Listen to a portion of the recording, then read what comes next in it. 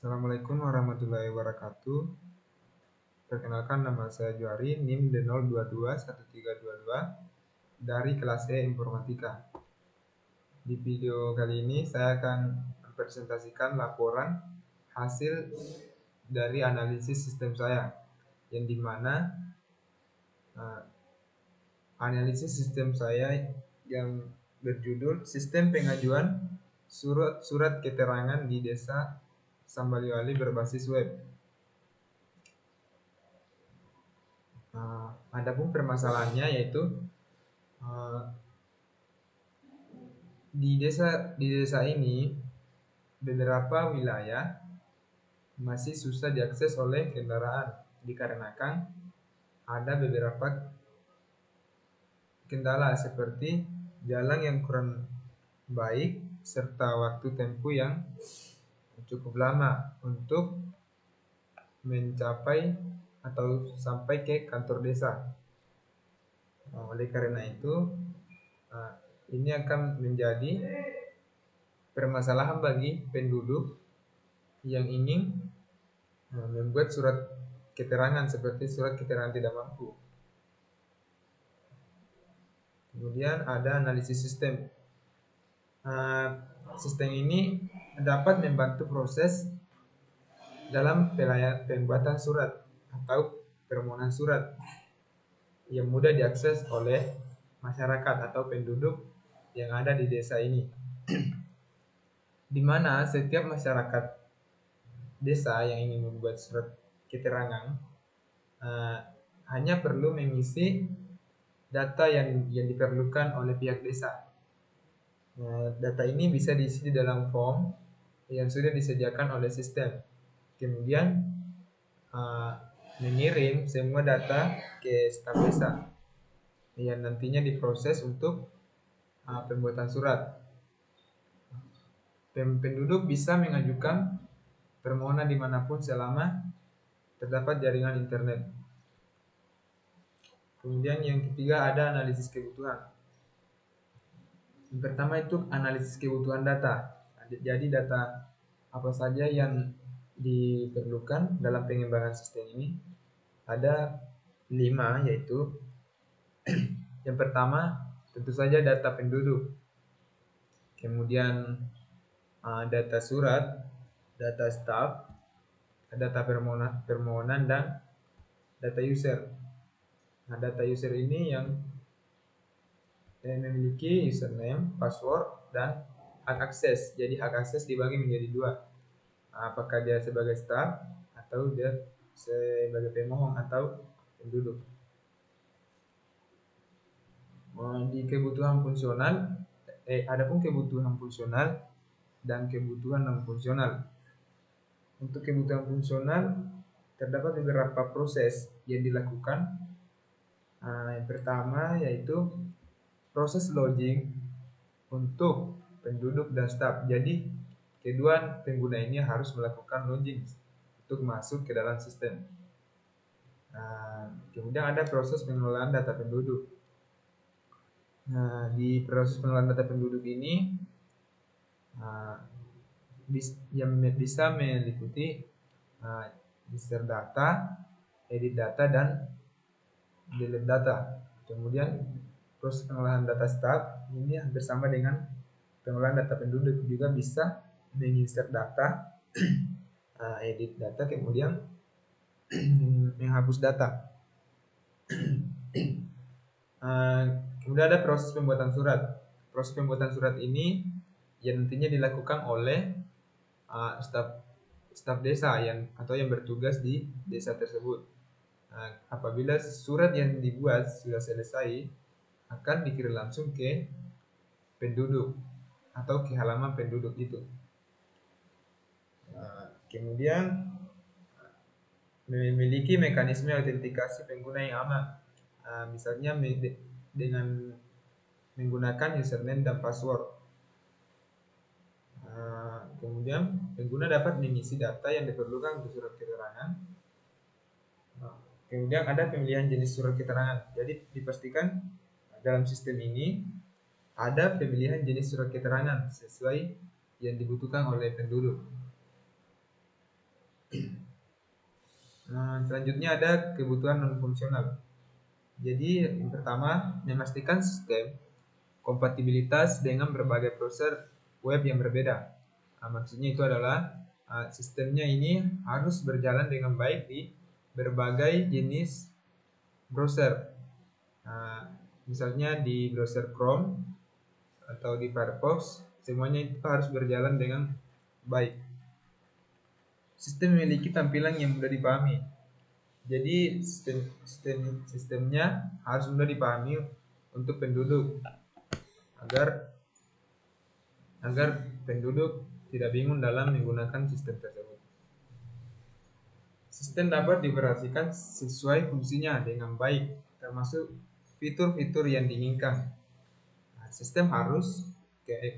Kemudian sistem harus memastikan keamanan data pribadi penduduk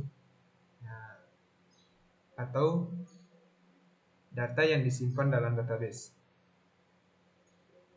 Kemudian kita menerapkan tindakan perlindungan terhadap serangan yang dimana serangannya bisa berbentuk seperti SQL injection, cross-site scripting, kemudian XSS, dan cross-site request for free atau CSRF. Sistem harus dapat berfungsi dengan baik pada berbagai perangkat dan layar yang berbeda.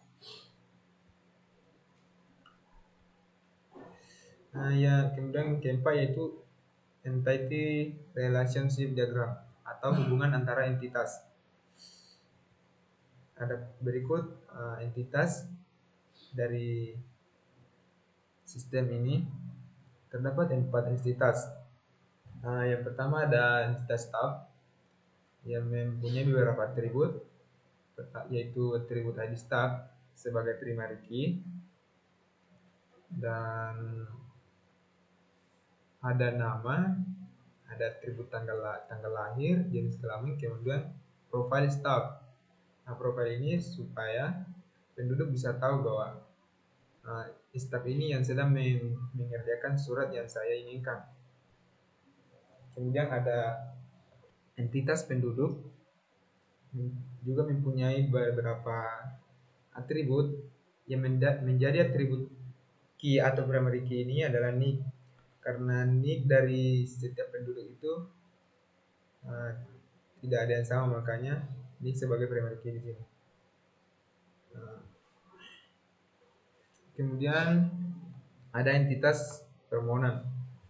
Entitas permohonan ini berfungsi untuk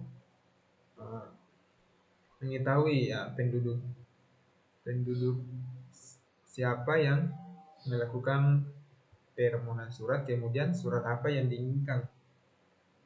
Makanya di entitas permohonan ini terdapat 2 origin key, yaitu nick yang merujuk pada primary key punyanya tabel penduduk, kemudian ID surat juga merujuk kepada primary key ID surat. Adapun relasi antara entitas, relasinya itu staff ke penduduk, relasinya itu mengelola, dan yaitu one to many atau satu staff bisa mengelola banyak penduduk.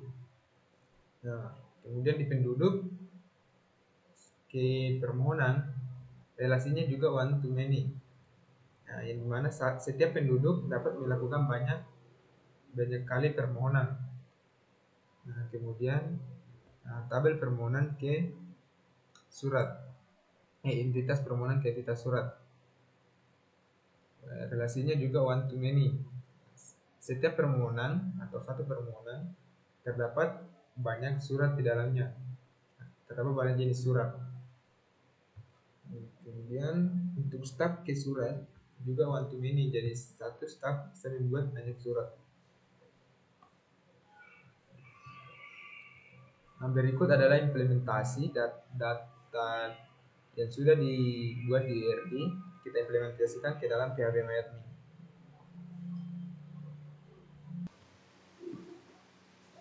Belum saya. Mulai kan. Berikut adalah data flow diagram. Yang pertama diagram konteks, di mana terdapat dua entitas eksternal yaitu penduduk dan staf. Penduduk melakukan login ke dalam sistem dan mengisi form pembuatan surat ke dalam sistem. Kemudian akan mengembalikan output ke staf berupa daftar surat dan data penduduk. Staf juga melakukan login, input data surat, konfirmasi permohonan surat, kemudian mencetak. Kemudian sistem akan mengembalikan output cetak surat ke penduduk. Di level 0 ini ada login untuk semua pengguna baik itu penduduk maupun staf. Kemudian ada edit data, edit data user dan edit data surat. Kemudian ada lihat surat yang dilakukan oleh penduduk yang nantinya proses lihat surat ini akan dilihat berdasarkan data surat yang sudah ada di dalam data store. Kemudian ada permohonan surat. Proses permohonan surat ini penduduk akan memasukkan form data dirinya, kemudian menyimpan ke data store data permohonan. Berikut modul. Terdapat beberapa modul yang ada pada sistem ini. Yang pertama yaitu autentikasi pengguna. Autentikasi pengguna untuk memverifikasi penduduk dan staf melalui username dan password. Manajemen pemohon. Ini untuk mengelola data pelanggan yang memerlukan surat keterangan. Di manajemen surat keterangan ini, modul ini bertanggung jawab untuk proses pembuatan dan pemrosesan surat keterangan. Kemudian ada manajemen produk atau jenis surat. Bertugas untuk memungkinkan penambahan atau perubahan jenis surat. Di manajemen pengguna, mengurus manajemen akun pengguna dalam sistem termasuk pengaturan, peran dan izin akses.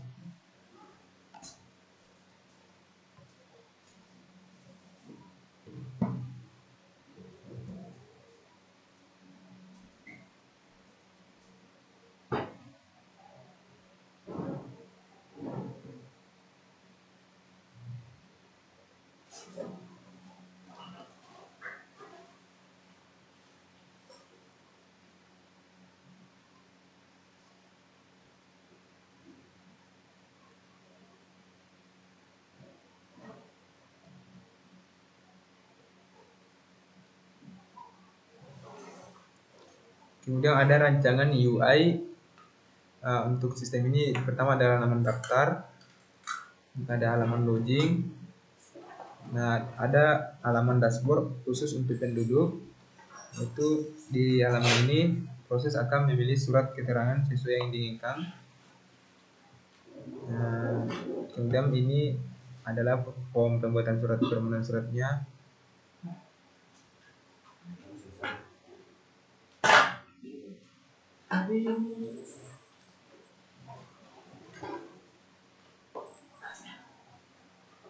Kemudian ada pohon keputusan. Di pohon keputusan ini ada tabel keputusan yang terdapat 3 kondisi, yaitu apakah pengguna adalah penduduk desa, apakah penduduk sudah memiliki akun, dan apakah verifikasi berhasil. Di kondisi ini terdapat 8 rules. Di 8 rules ini akan ditentukan tindakannya sesuai dengan kemungkinan terjadinya, misalnya yes atau tidak. Kemudian pohon keputusan, ada status permohonan surat. Kemudian di status permohonan surat ini dibagi menjadi 2, yaitu penduduk sudah membuat akun dan pengguna adalah penduduk. Yang penduduk sudah membuat akun, jika benar berarti bisa mengisi form data diri, jika salah berarti belum mengisi form data diri. Penduduk memilih surat, berarti tindakannya penduduk memilih surat. Kemudian pengguna adalah penduduk dan jika iya berarti melakukan permohonan surat. Kemudian tindakannya memverifikasi data. Jika salah berarti tidak dapat melakukan permohonan surat, dan tindakannya data tidak terverifikasi. Berikut pseudocode-nya. Jika pengguna adalah penduduk desa dan penduduk sudah memiliki akun dan verifikasinya berhasil, tentu saja dia bisa memilih surat keterangan kemudian mengisi form pembuatan surat. Selain itu, pengguna adalah penduduk tapi penduduk belum memiliki akun dan verifikasinya berhasil, maka penduduk tidak dapat memilih surat karena dia belum memiliki akun, maka diminta untuk membuat akun terlebih dahulu. Selain itu, jika pengguna bukan penduduk dan penduduk sudah memiliki akun dan penduduk tidak dapat memilih surat karena dia bukan penduduk.